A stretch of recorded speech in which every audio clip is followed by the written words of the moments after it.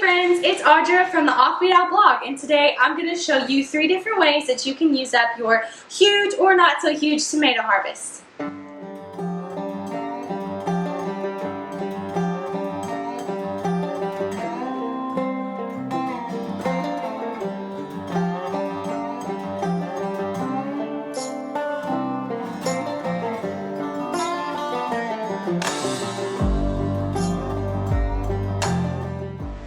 I thought this video would be extremely timely because if you're like me, then you're getting a ton of tomatoes out of the garden. Or maybe you're taking advantage of local farmers markets, maybe you have friends and family that are giving you lots of tomatoes from their plants, and I just wanted to show you how to use that. And I have 3 different recipes today. I got a ton of tomatoes that I've been kind of accumulating over the past few days to do these recipes, and I'm super excited. So the first one I'm going to be telling you about is salsa. This is a super easy recipe. The second recipe is going to be sun-dried tomatoes in a dehydrator. I'm so excited to get started. Everything you see here I grew in my garden. The Walla Walla onions, the tomatoes, the garlic. I did get these from the local farmers market, and the cilantro I got from the store. So let's get started.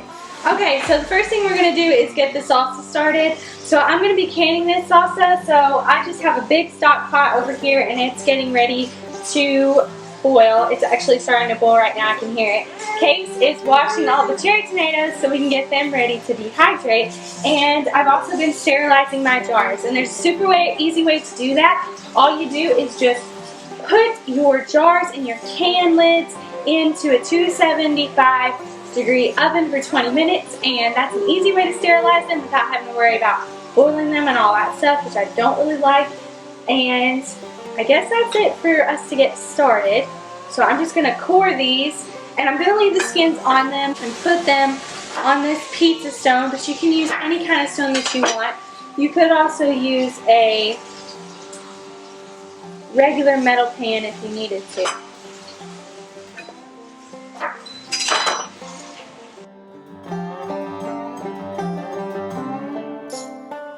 And the reason that we are going to be roasting all of the ingredients is because it gives it a lot of flavor, and the recipe that I found for this, I tweaked it a little bit because I didn't really like all of the ingredients that were in it, so I wanted to kind of make it my own. But roasting it just gives it a lot more flavor. You'll notice that I'm not really giving any specific measurements, and that's because I kind of want you to trust me a little bit and trust yourself, because in gardening you never know how many pounds of something you're going to get. It's just, you kind of have to go with the flow because you never really know. That's why I don't really use recipes, so I just encourage you to trust yourself, use what you have, and I'm sure that something good's going to come out of it because it's fresh food. Who doesn't love fresh food? Okay, so here's our tomatoes on our pizza stone, and I'm actually going to end up having to get out a metal pan and put some of the other tomatoes and also the Walla Walla onion we have here and the jalapenos because we just don't have enough room. I had a lot more tomatoes than I thought. Okay, so we're going to go ahead and do that. The first Walla Walla onion I actually harvested this year to use for this salsa, and I'm really excited to use it because it's the first time I've ever grown onions from seed.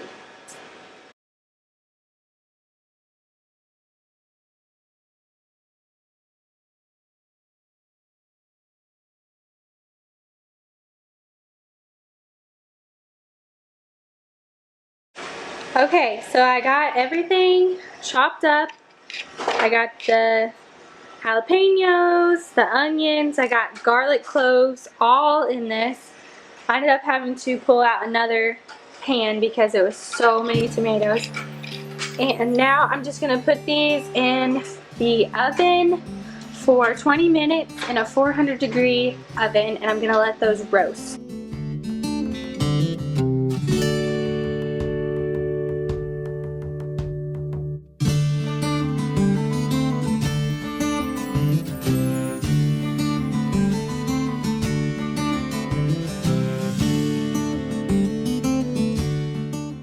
Okay, so you can see now that they're roasted, I'm just kind of going through I'm picking what skins that I can off. Doesn't have to be perfect for me, but it just eliminates a step.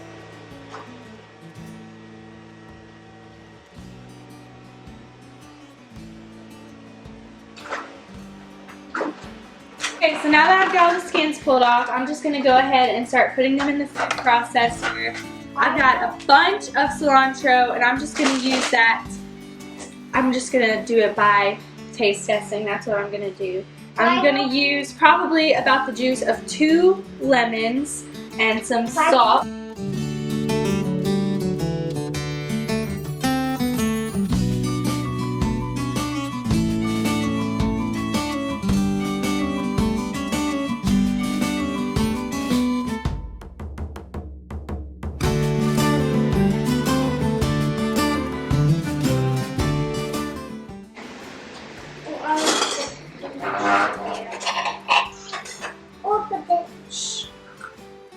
No, it'll hurt your boo-boo.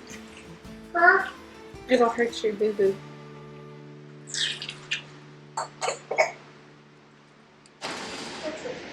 Okay, so now that I've got the lemon juice added in, it's time to add the salt. I'll add the salt. Just to give you guys an idea of the consistency, what happens when you mix it in the food processor. There it is. So it's definitely more like restaurant style. And I'm just going to keep adding salt until this tastes right. And then I'm going to put it in our jars. And then we're going to water bath can them for about 35 minutes is what I've read. And then we'll take them out and see what happens.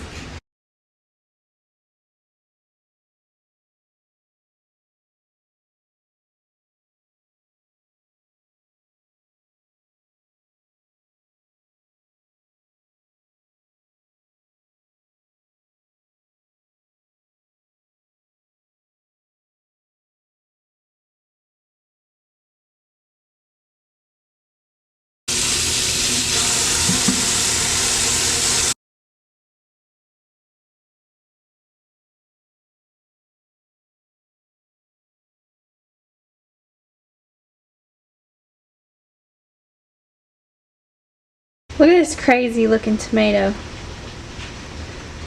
I guess it grew together and half of it's green and half of it's red. Okay, so the next recipe we're going to do is sun-dried cherry tomatoes. I don't have as many as I did before because I had a little boy eating most of them while he was supposed to be washing them because he wanted to help. And you know how that goes. So I am just going to be slicing them pretty thinly. I'm going to be taking the tops and bottoms. I'm not going to use those. And I'm just going to toss them in this bowl, and I'm going to toss them with some olive oil, and then I'm going to sprinkle them with some salt and pepper, and you can use whatever kind of herbs you like. I'm going to be using some basil, dried basil, actually from last year from our garden, and some oregano, dried oregano from last year from our garden, just to sprinkle these to give them a little bit more flavor. And I'm going to be dehydrating these for about 6 to 8 hours, just until they kind of have that leathery, sun-dried tomato feel and look.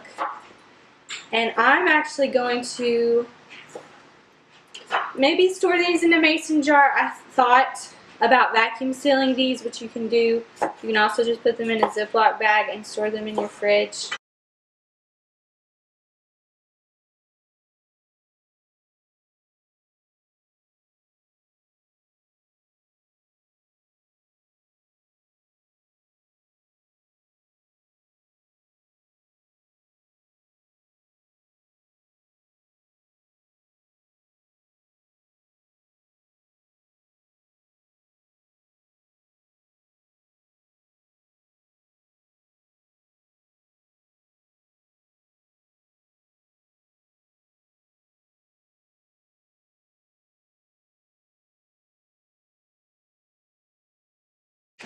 Okay, so I'm just going to take, these are my chopped up cherry tomatoes, and I'm just going to drizzle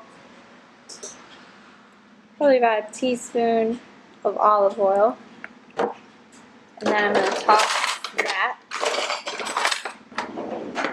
And I'm just going to toss them like this.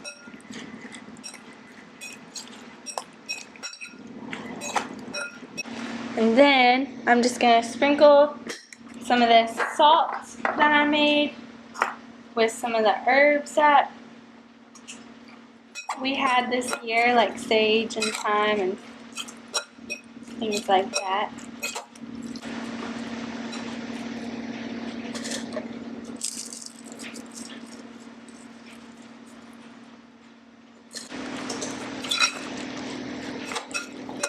Then you're just going to toss that around.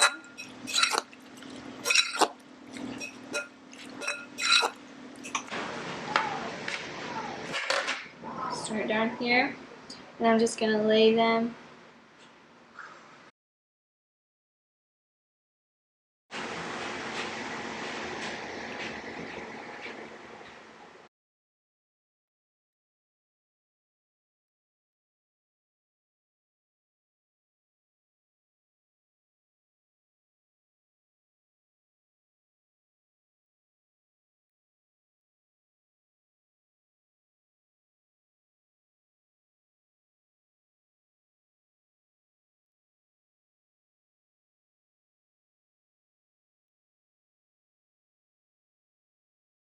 So the third way, and I love this one because I learned it from another homesteader and it's so easy. It's also with cherry tomatoes, but I'm sure you could probably use bigger tomatoes as well, is preserving them in olive oil. And this is so easy. So you, again, roast your cherry tomatoes. You wash them first. You can coat them in olive oil, salt. You roast them on 400 degrees. And I'll actually link the video where I learned this from so you can get more in depth. This is just an idea. And then you roast them for about 20 minutes until the skins start bursting. Let them cool off just a bit, and then you're going to pack them into a sterilized mason jar. Whatever kind of herbs you want. You could put rosemary, you could put basil, bay leaves, anything that you want, and garlic cloves if you want. You're going to pack that in there really tightly into the mason jar, and then you're going to leave about 1-inch head space at the top. You're going to get rid of all the air bubbles with a knife, and then you're going to pour olive oil as pretty much as very to the top, all the way up to the top, so there's no tomatoes floating up above because that will be susceptible to mold. And these are what they look like. Now I do keep these in the fridge. Can't wait to pull these out in the winter time when we just need to taste a fresh tomato from the garden from this year.